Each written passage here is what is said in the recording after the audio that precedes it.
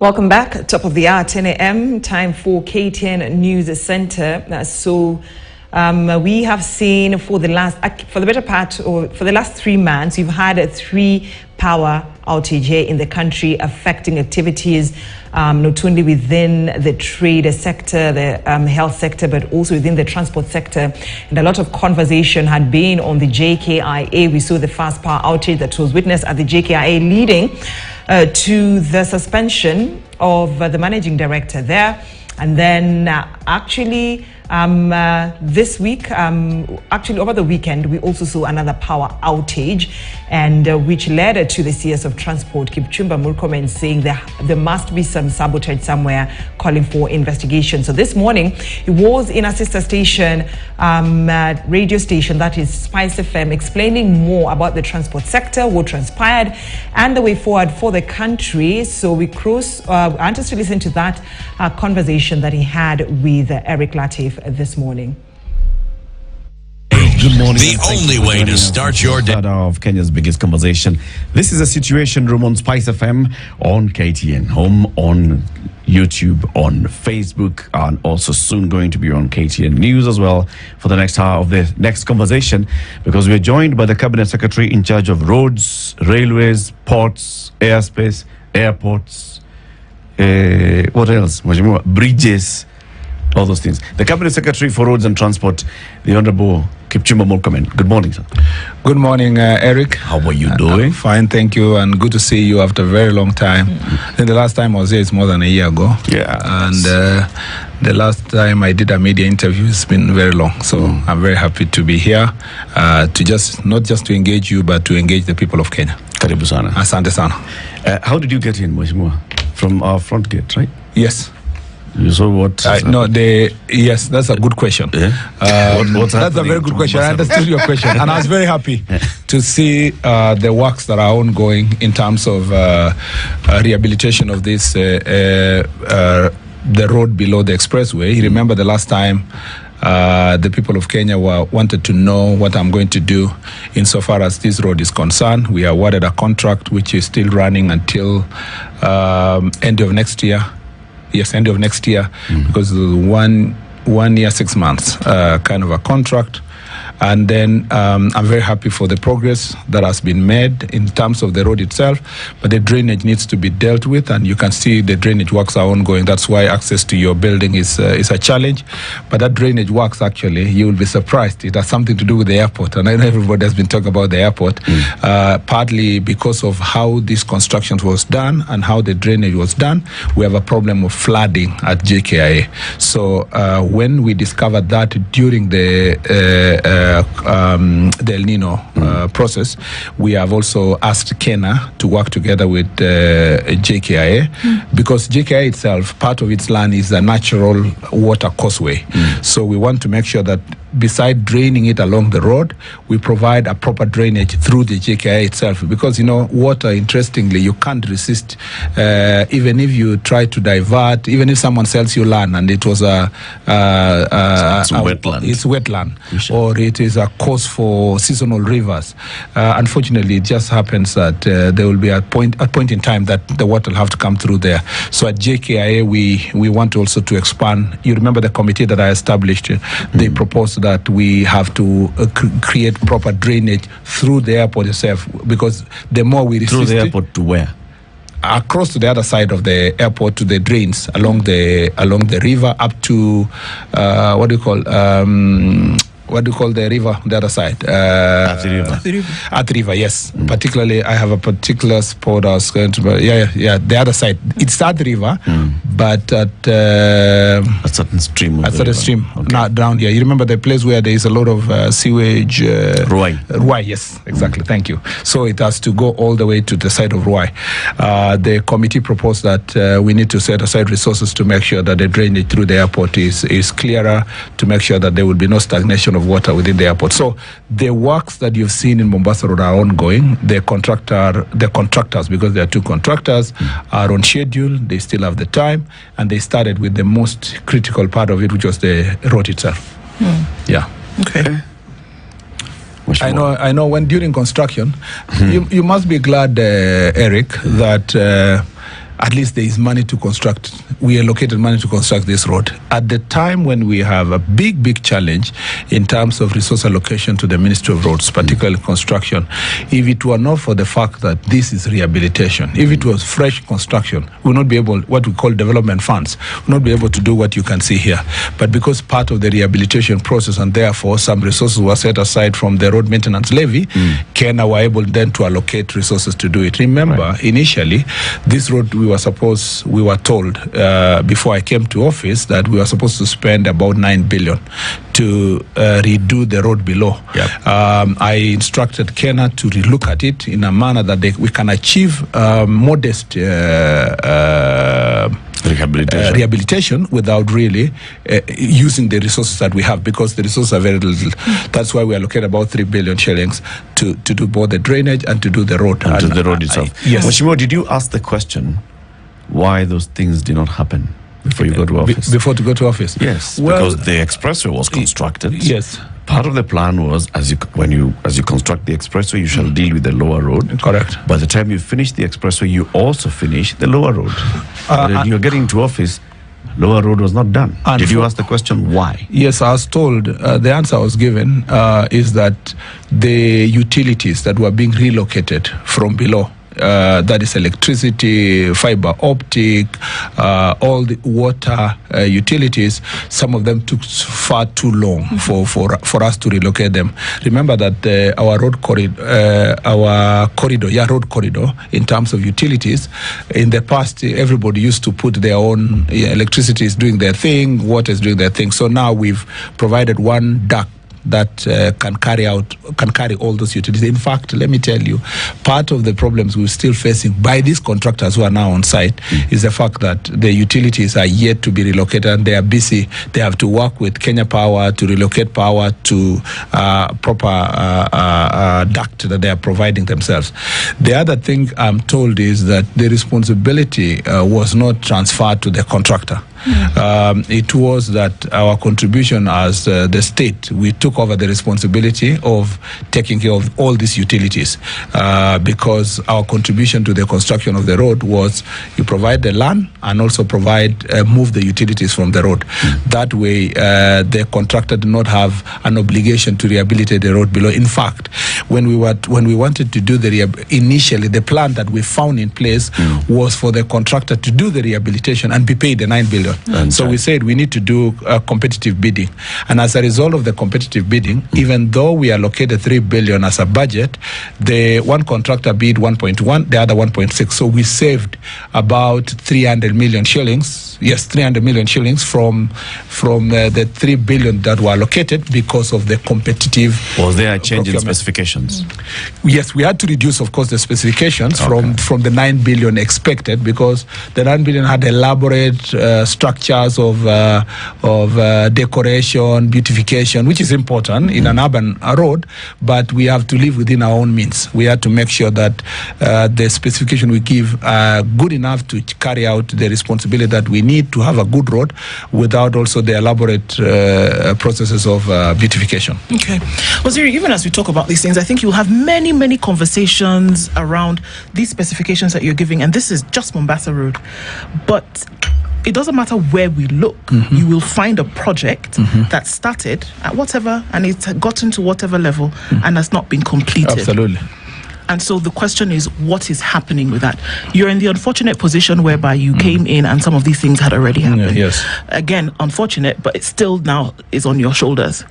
Enterprise Road, I don't even know how many years. Yeah. Certain parts of Ngong Road, we don't know when those will be finished. Yeah. This road that's heading out, Athi River, heading out in this direction, has been 15 years easily. Every place in the country has an example of things that have started and didn't finish. Yes. Unfinished works is a big deal. So unfinished works in terms of what needs to happen, and then even new projects that are being commissioned. Is there a conversation that is being had about completion of projects before we start being ambitious in new projects? I truly appreciate your question, but you're making it light. Shall I make it heavier? Because it can get heavier. The situation is worse than you are painting. I'll give you the statistics. We have about roads that are pending that are worth 700 billion shillings. The story of, and every county has a road that is pending. Every county. Except Pending means started but not completed. Not So those are pending projects that have been pending from the most recent one is from 2021. But some have been pending from 2014, 2015. I can name roads. You know, if you go a road in Tarakanidi, it's called Chakarika Marimanti. If you go to a road in Nandi, that is called Kopere Timbaroa, or the one that is in a county like Kakamega, that has been pending in Shinyalu from 2016. There's one in Loitok, Ilasi to Taveta. The Ilasi Taveta is not pending because the process of procurement had not been completed, and I'll come back to that. I'll tell you what had happened to Ilasit and Jukini. But all these roads, including the one that is in Ngong going to Suswa, has been pending now for about 3 or 4 years. What happened is that sometime in 2013, when we came in as Jubilee administration, we had an ambitious project of road 10,000, delivering 10,000 kilometers of roads across the country. In that process, many models of construction were established. One of them is what they call low-volume seal projects, where you just construct the road to a certain level and then put a thin layer of a tarmac road, of a tarmac on top of it. And most of these low-volume seal projects were to make us deliver better. And then thereafter, there were other normally constructed roads, especially highways. And then in 2017, post-2017, we established a number of other roads, including what's called Mau Mau Road. Mau Mau roads in the Mount Kenya counties. All these projects were done in the hope that the government of Kenya was going to continue accessing credit the way they did. Remember, in 2016, we were able to access Eurobond easily, budget support from Chinese government, various loans to do various roads. So it was done with the possibility of either borrowing internationally or from the market locally. And then things started going south from 2018, 2019. Then, we were not able to access capital. Pressure for the debt came in, and then but political pressure was also within the former president to continue allocating certain projects. So certain projects were still allocated and awarded. Now, the problem is that every year from 2015, our financial needs for development projects have been 150 billion. But every year we've been allocating 50 billion from the budget. The only possible achieve, and sometimes through supplementary, reduce it to below 50 billion. So when we came to office, we realized that we have 150 billion of certificates of works already done that has not been paid. In the last 1 year, you will be shocked. We've only been able to pay, of this 50 billion, we've been 150 billion, we've been able to pay about 30 billion. But even now, if we pay the 30 billion, again the prices increase. Because of what? You pay a contractor, he continues 2 or 3 kilometers, then makes the next certificate. So now we are back again to 155, 156 billion. But that's not enough. There is now uncalculated claims that are already been made of idle equipment, of, all kind of things. There are contractors that have gone to court, and won. There's one particular contractor that I'm dealing with, and I really hope that as an officer of the court, I have to be very careful what I say about the judiciary. But for a court of law to award a contractor 10 billion shillings, on a contract that was 2 billion, even if we failed as a road agency to pay them, and they had idle equipment, they are all interest, and they had borrowed from the bank, then Duplam rule in the bank says that even if you borrow a loan, you can only pay twice, which is about 4 billion. There's one particular contractor I don't want to mention. He has a number of awards. He even wanted to commit to civil jail the DG of Kenya. He's been awarded 10 billion. I feel very sad that such a decision was made. Of course, we are appealing and we're going through the process. But the point I'm trying to make is that this year, the budget that we put in place was 61 billion for development. In the supplementary budget that we just passed, we reduced it to 46 billion. Against the pending bill of 150. In that, disbursements that have been done this year, this financial year, is 6 billion.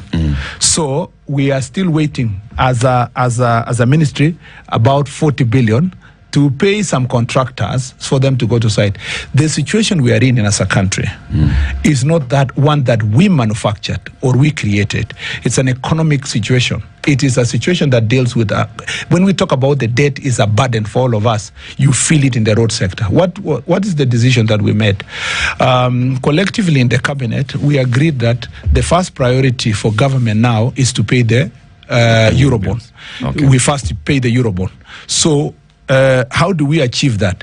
We needed to give our budget to become, we needed fiscal discipline, and the budget therefore must be able to support itself. That is why our road sector has been allocated for development only for 6 billion. As a result of the same, now I had to do something. We had to do something. We had to think outside the box. In December last year, we started a process of engaging our development partners. China government, Chinese contractors, out of the 700 billion worth of roads, Chinese contractors are carrying out up to 400 billion worth of the roads, 400 and something billion of the worth of the roads. And we said, can we have a conversation with the China government and ask them, is there a possibility for us to work together to find a financial solution to support these contractors so that they complete the roads, and as a government of Kenya, we can be able to pay as a loan as we progress. That discussion gave me an opportunity perhaps to be the cabinet secretary or a minister, even in the continent, to visit China 3 times. And for that kind of negotiation, the Minister of Treasury and ourselves have been there so many times. And finally, we went with the president and we met President Xi Jinping, and thanks to the very effort of President William Ruto, talking to him, guiding us, guiding the process, we now are in a position where we are almost agreeing on a facility to be able to support us. So that facility, of course, has to meet the requirements and the processes of the Chinese administration. Which are? And I mean, I'm saying, you know, what type of projects are they going to finance, what feasibility study, and so forth. But these are already started projects. Projects have already begun. You don't need a new feasibility study. No, it's to complete they have to come and confirm, because it's not enough for us to just make an application and say these roads. First, they have to confirm. Second, they cannot finance roads that are 80-90% complete. They want to see that those are projects that are basically at the commencement stage, so that it can fit in, because it's a new idea we are proposing. It must fit their way or existing structures of financing. So without saying too much, I told Parliament recently when they called me last week that because of that effort and because of the good name of our president, the diplomatic relations that the president has built, and our efforts in the ministry, and consistently having conversations with our friends, we think that in less than 2 or 3 months, we should be able to close in on a facility that should make up to 60-70% of our contractors to go on site. And if that is the case, because I believe it's going to be, and that's the hope we are holding on to, without appearing to speak like a preacher, the resources now that have been allocated in the budget of locally raised resources can now support our local contractors or their bid, because theirs is theirs is about 30 to 40 on the pending. Let's start with the other 300 ultimately when we finish the roads. But at the moment, of the 150 billion, to clear the about of the 150 billion, 40 billion or so is supposed to go to it's supposed to go to compensation, land compensation for us to complete the road. About of the 100, about 60 something goes to the foreign contractors, 30 something billion goes to our local contractors. You're saying, Mheshimiwa, that this is not necessarily a problem of our making, it's economic factors. Yes. But then when a government progressively goes to Parliament and says, we are starting a new project in the next financial year, we are starting another new project in the next financial year, it gets to a tune of close to 1 trillion shillings of ongoing road projects across the country without a clear vision on where the money is going to come from. Is that not irresponsibility from everybody? From the people who are advising the government, and that's the engineers in your ministry, to the people who are in your ministry who then advise the cabinet, to Parliament? I think there is a collective failure. I agree with you, because in terms of procurement, this was, first of all, let me say this.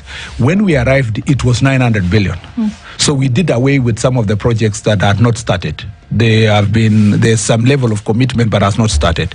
We have also refused now to progress PPP projects that has a component of burden to the government taxpayer. We want projects that look like the expressway, because the contractor in the expressway and the developer took full responsibility without any guarantee, financial guarantee from the government.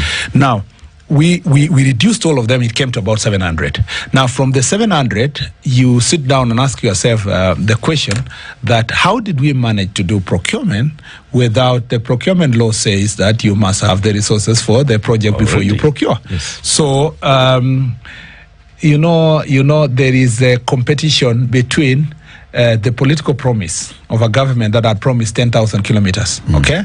The pressure from the Wananchi, and at the same time the resources. Kilometers. So I think they progressed in the hope that they will raise the resources and things will go the way that had gone before. They broke the law to meet. They didn't break the law though, because they provide, you can't break the law if you provide a budget from parliament. When you already provide a budget for the road and you say this road will be financed in 3 years, but in the first 1 year we are putting 200 million or 500 million, you have not broken the law. But where you are sitting as a government, where you're sitting as government, you know, or you ought to have known that the forecast into the future is going to be a challenge. That is why when we came to office, we became realistic.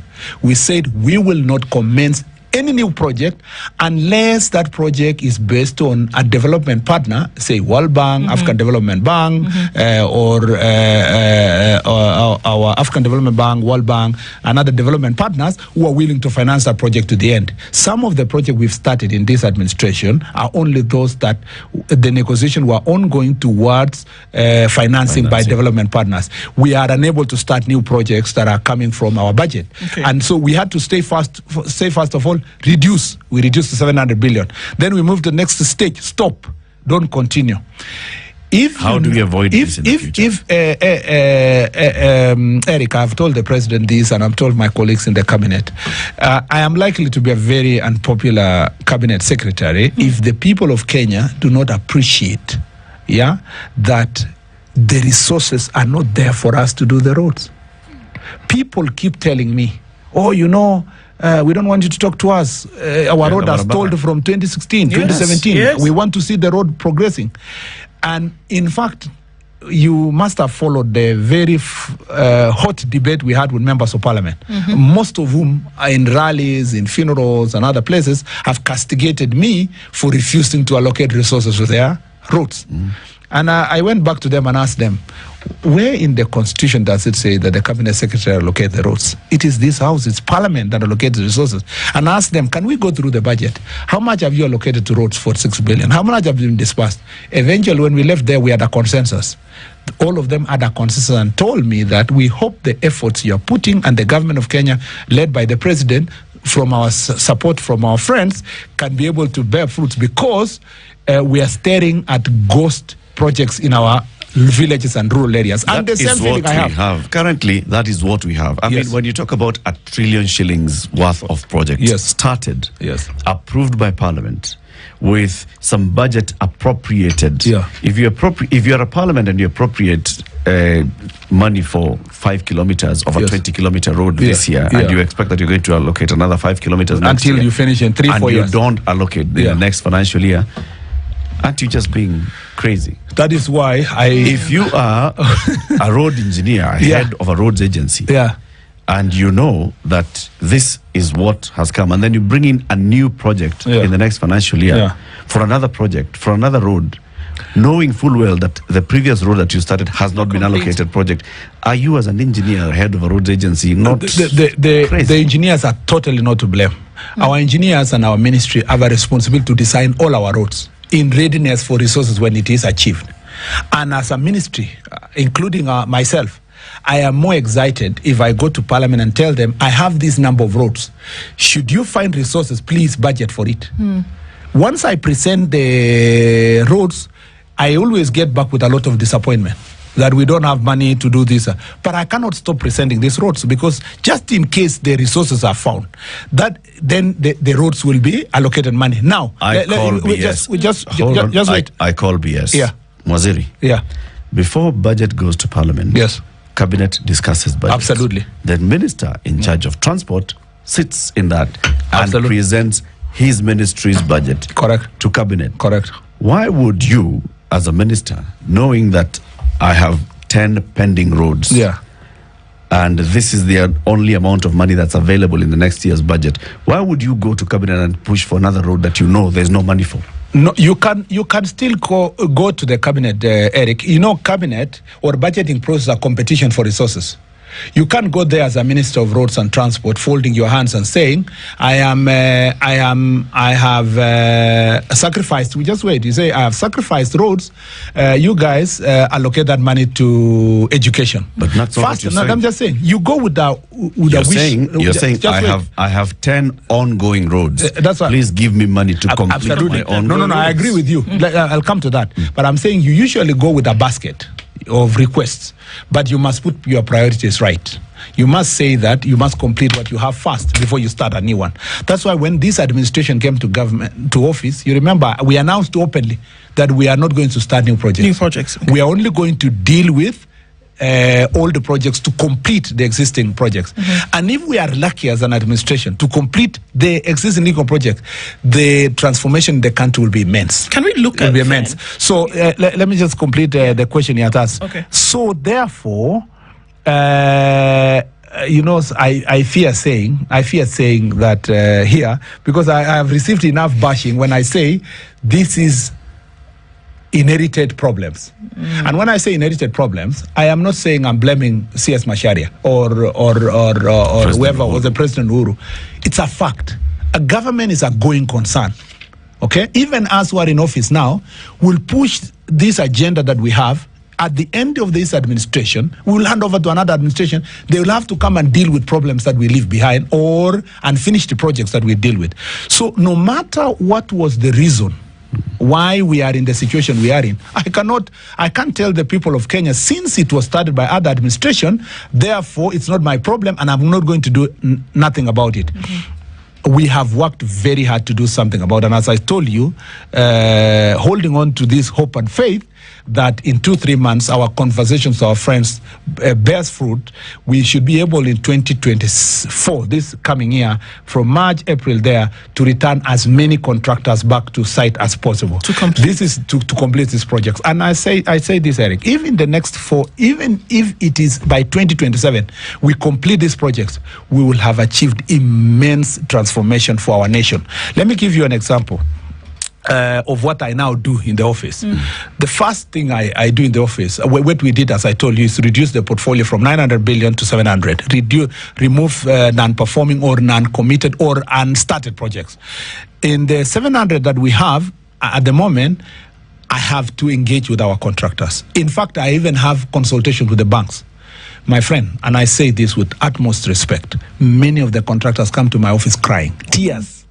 Because either the banks are selling their houses, or some even have been admitted to hospitals. People are suffering.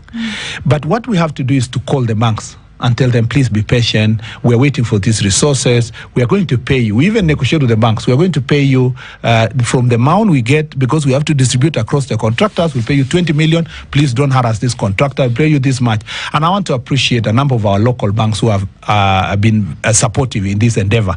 Number 2, I have also had to have one-on-one conversation and consultation with contractors. I give you an example of Thika Magumu Road. Thika Magumu Road had been stalling for 3 years. We were told to terminate the contract, and my people in Kenya process came to the PS, came to me now to approve a termination of the contract. You just see a termination and we advertise. But I called the contractor and I told him, my friend, if I terminate your contract, you are a foreign contractor and you have other contracts that are about development partners, it's going to be a reputational risk on you. Can you do something about it? And because of just that kind of conversation, we delivered 30 kilometers of the road from Thika going to Magumu of the 56. So it has become now, I am sitting down to negotiate land-related issues, telling the contractors or the locals, we will pay you. National Land Commission, we commit as government to pay when we get the money, allow the contractor to progress, because development partners put money into these roads. So it's become now, when we get even 5 kilometers of a road to progress, place, we say hallelujah because of the challenges that we go through. But it is not that gloomy, as I said. At least for the 1 year of in the road sector, we've been able to work with those development partners. Number two, on the maintenance side, I need to distinguish the two. On the maintenance side, we have ring-fenced resources under what is called road maintenance levy. That is why you see Mombasa Road is ongoing. That's why you see what we've done with the road maintenance levy resources in the urban areas, towns like Embu before Madaraka Day, Kericho that we did, places like Mandera, we've delivered some roads. By the way, interestingly, under Kura, we've delivered 234 kilometers of roads across the country, thanks to innovatively use of the road maintenance levy to improve the state of the road from graveling to tarmac, what is called stage improvement, because of the process that we had to innovatively apply road maintenance levy to save the roads in urban areas. And thankfully, working with the Kura, we have done a bit of work to make sure that we support our urban roads. Now that you've mentioned the road maintenance levy, I've got to throw in this question. Your colleagues in leadership, the leader of majority in National Assembly and Senate, sat in this committee, the NADCO, which has come up with a recommendation to reduce the road maintenance levy. Do you support that? I absolutely oppose it vehemently. You know, I opposed it on the floor of the House recently when they called me. And I don't think any member of National Assembly, it doesn't matter whether it is Kimani Ichung'wah or Opiyo Wandayi or especially National Assembly, because they are a place where they do appropriation of finance, and of course Aaron in the Senate and Matsayo. None of them can support a reduction of road maintenance levy. And I made the case in Parliament recently that the road maintenance levy, the figure that we have of 18 shillings per litre now, was put in place in 2016. At that point in time, the prices of petrol per litre was 90 shillings. Now the price is 210, and we are still putting aside 18 shillings. The cost of construction of roads have gone high. The road network has become enhanced. In fact, I made the case in Parliament that at the moment we are staring a very serious crisis. In 2013, we established in the road 10,000, we were managed to deliver 5,000 kilometers of roads under KERA. And under KERA, the resources that are given under road maintenance levy, KERA is given 22% and 10%, which is 32% of the resources. All of this 32% of resources is divided equally in every constituency. In this year, every constituency is getting 64 million shillings across the country. And most of this resources, 64 million, is used to maintain maram roads. Because our members of National Assembly have a role in the maintenance of these maram roads, thanks to the constituency roads committees that play a role in this process. In fact, there was a day we attempted to ask them to maintain the tarmac roads. They refused. Now, you have 5,000 kilometers of roads that have been constructed but not being maintained. What does that mean? These are orphaned roads. If you travel across the country, you will find that particularly those that were delivered using low volume seal, you will find that they are full of potholes. Because there is no maintenance plan. Now, I have told members of Parliament, I request the Speaker that early next year, we must have a honest conversation on how fast the resources are going to be raised. Are we going to continue with the RMLF 18 shillings per litre, despite the fact that the cost of construction have gone high and the cost of fuel is higher? Is it going to be feasible? Already, Kenya, which receives 40% of the resources, and they have something called performance-based contract and management, which you give a contractor to take care of a road for 2-3 years, is now again strained because Kenya network has gone higher and the resources have not increased. You've answered. So the simple fact is that that discussion that happened in NADCO was unfortunate because to the contrary, they should be adding 5 shillings, not reducing it. So there are other issues that are going on, all right? The roads one is a big one. It will be interesting first to see what happens in March 2024 because that's the date that you've now given. Yes. All right. A month ago, there was a blackout at the Jomo Kenyatta International Airport, rather around the country. Yes. And because of that, we then saw that there were huge issues at the airport. The generators did not kick in. Yes. Then we saw you then the next morning come. A man lost his job. Another one was transferred because for some reason you felt as though they were not doing what they ought to have done. And you said that such a situation would never occur at JKIA again.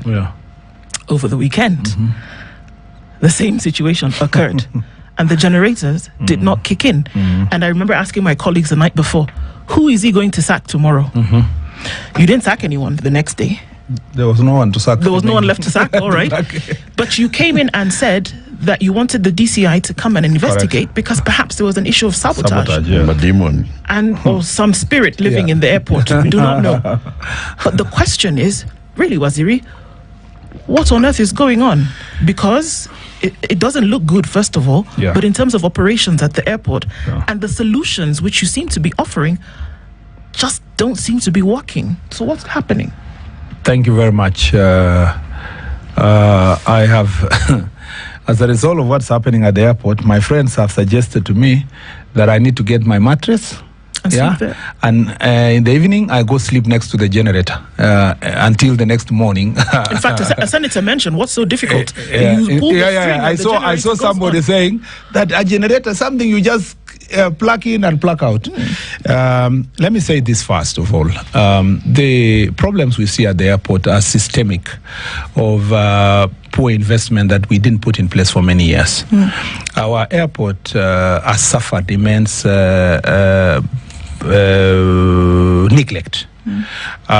When 2013, when we came to office again under Jubilee administration, I say we because I was part of that administration. Soon thereafter, I think end of 2013, there was a fire that burned the part of the airport, and so a lot of concentration went to restoring the airport. And a great job was done by President Uhuru's administration to bring back an airport in a very short time. You know, it wasn't an easy thing to do. And then, of course, a reconstruction was done. You have a tent that is there to, you know, and then the Terminal 1A was reconstructed and so forth. As a result of the same, a lot of attention went to that direction, restoring the airport to be in the situation it is. What I still want to understand is that there is a problem when it comes to human resource at the airport. There is a feeling that, many people there many people of certain stage don't want to work at the airport. When we came to office, of the deputies, the GMs at the airport, of the 11 GMs, 5 were acting. Okay, and most of them have with an advanced age. When you go with the department that's called engineering, that is critical for these generators issues. You have very thin support in terms of the staff below it. When I arrived, there was frequent blackouts, and now I see many people don't want to remember that the frequent blackouts in Eldoret Airport, and the planes were not taking off sometimes because runway lights. Forget about this blackout in JKIA, which was only at the terminal itself. Runway lights were failing in Eldoret. So, and then we had all these maintenance problems across the country. So the first thing I did was to tell the KA first we appointed a new board. And the new board, we told them to look at the human resource and see that nobody will be acting at critical position. You have an acting procurement, you have an acting legal, you have an acting engineering, and you have another acting person there, I think, strategy or something. Now you have people acting all over the airport. No, you have acting security because the term had ended. And these are critical positions at the airport. Then you look at critically below them, there is a problem. So the first thing the board did, understand the problem. Number 2, advertise. They advertised for various positions, at the airport. And as a result of that advertisement, the process of getting experts to come in has been ongoing. Already we are done with procurement. We are done with finance. Yes, the other position was finance, which was acting. We are now interviewing next week engineering, the department that the gentleman who offered to leave at that point in time had left. When I had a candid discussion with the former MD, he told me that the sabotage in the institution was too much. that he was unable to continue dealing with the problems they had with human resource administration across the place. He was just Who was sabotaging him? And what kind of sabotage are we talking about? I'm sorry, I have to interject. Because we are saying that there was and I just wanted, if I can simplify it just a little bit, there was a power blackout. No, I'll come to the power blackout. I just want to tell you the state. I want to tell you the state of issues structurally. You know, so the MD had been there. His term was coming to an end, and he told me to be able to wade through.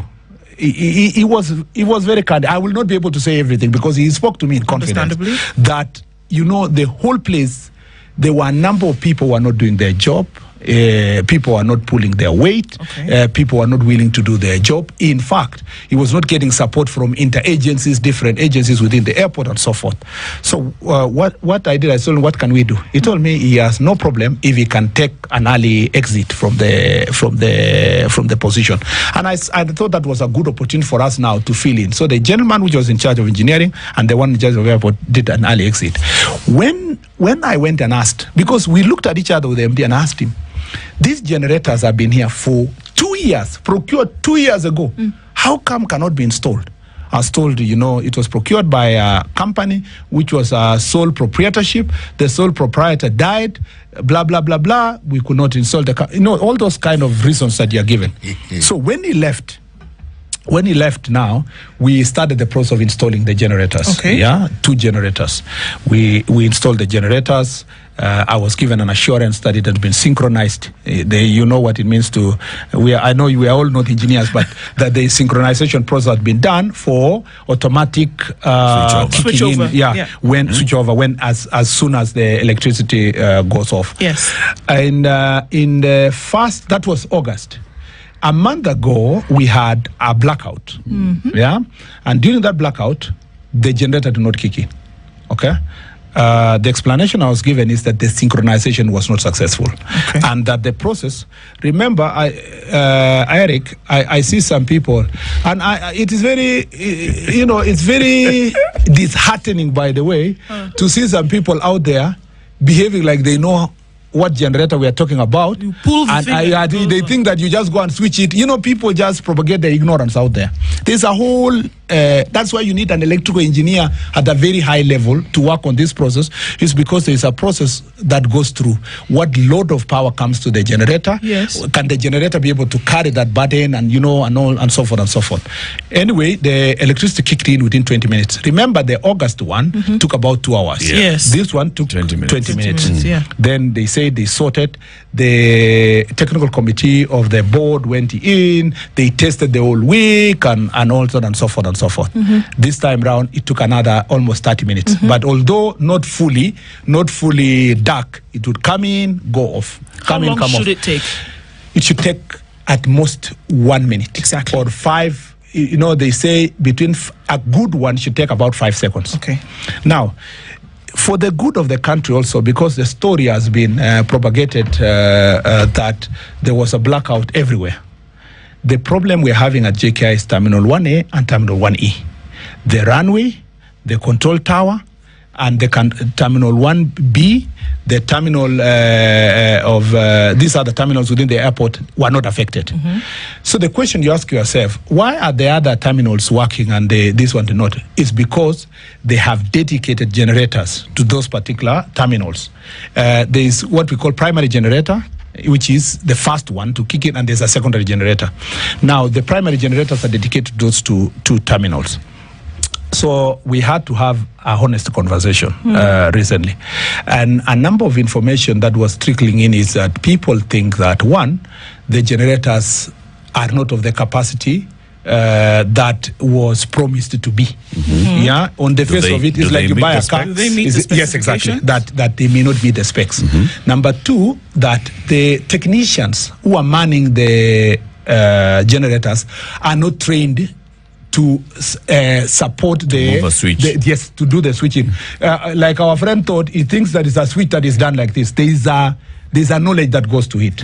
Number three is that we think also that the synchronization process was not done the way it was done.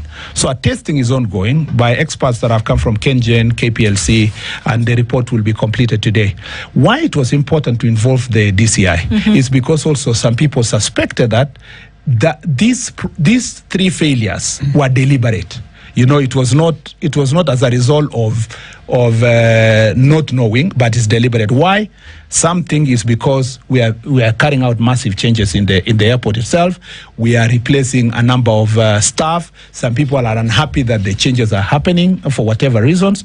So to avoid gossip and bad blood and all that, I thought professionally, let's do it with an institution that can carry out criminal investigation. I expect the results to be either that there was sabotage or there was none.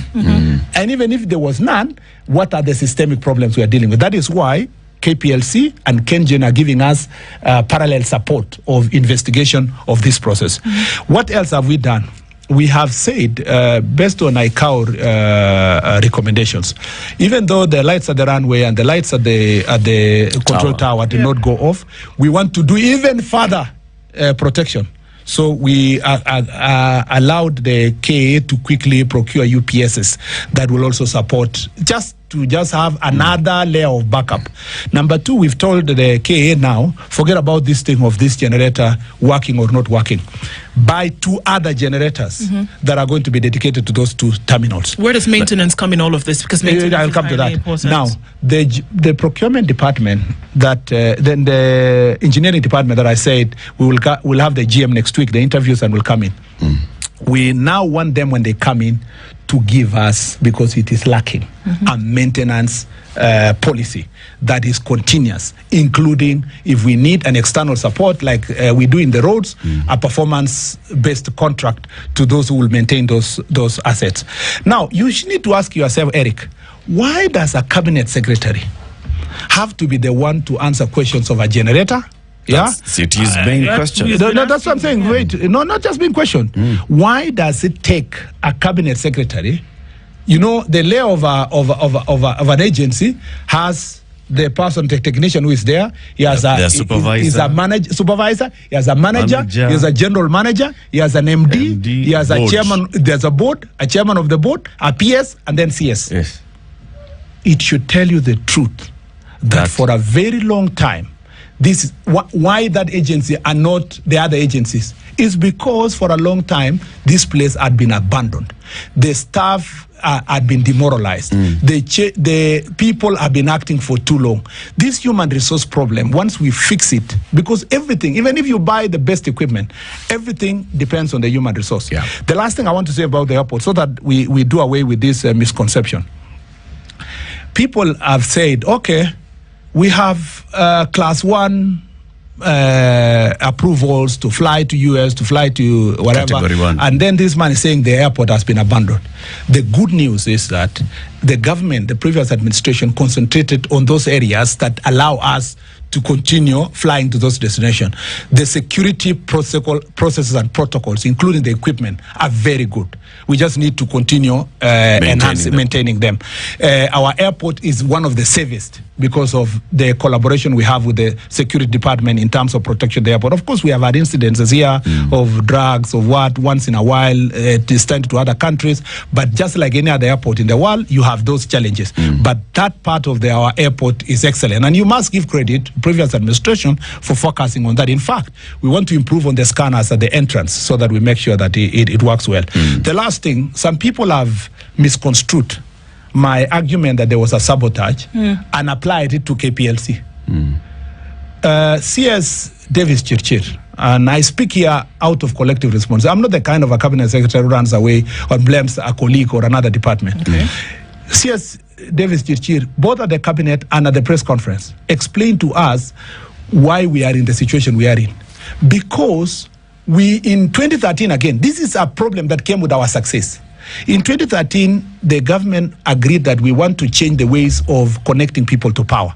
We increased the power connectivity from 2 million people to 9 million in the country. without improving on the Infrastructure. the infrastructure transmission. Pro-generation is doing well. Power, KPLC is doing well. In fact, I wonder why KPLC took the burden this time, because the problem failed at the transmission level. Yes, exactly. We never put money in the transmission. We've not put money. In fact, it's the only area that we don't have PPP contracts. Davis Chirchir himself, having been a cabinet secretary in the previous administration, had signed a contract for this Bomet Narok line that you had him talking about. And for some reason, after he exited, we just sat there, we forgot about it until the facility ended. And thankfully, he has pushed for another facility that now, yesterday, he briefed the cabinet and the president has briefed the nation that we have now procured a resource that is going to upgrade the grid, the line. And I'm glad also that he has got the ability to have the PPPs in the Ketrako line. So people are asking us, why is it in this administration that we have blackouts and we didn't have many blackouts before? It's because the transmission infrastructure is not there, the generation is higher, the transmission is low, and the consumption is high. So you have to invest in this middle one of the transmission to make sure that you solve the problem. So generally as a government... Wait, you're saying we have blackouts because there's higher consumption now? There is higher connectivity. There's higher connectivity, lesser transmission. So we need now to invest more on the transmission to make sure that we deal with this issue of power blackouts. But what has happened in the last 6 months that has changed? Well, why didn't we have 4 blackouts last year? Well, you have the explanation given by CS Churchill that more power has been loaded to the grid.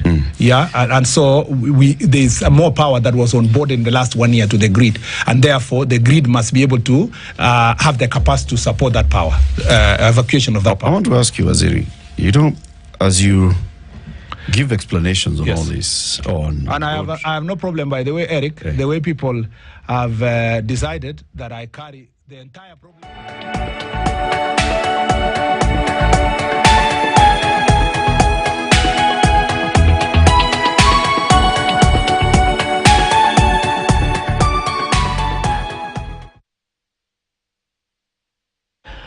All right, so now that was the CS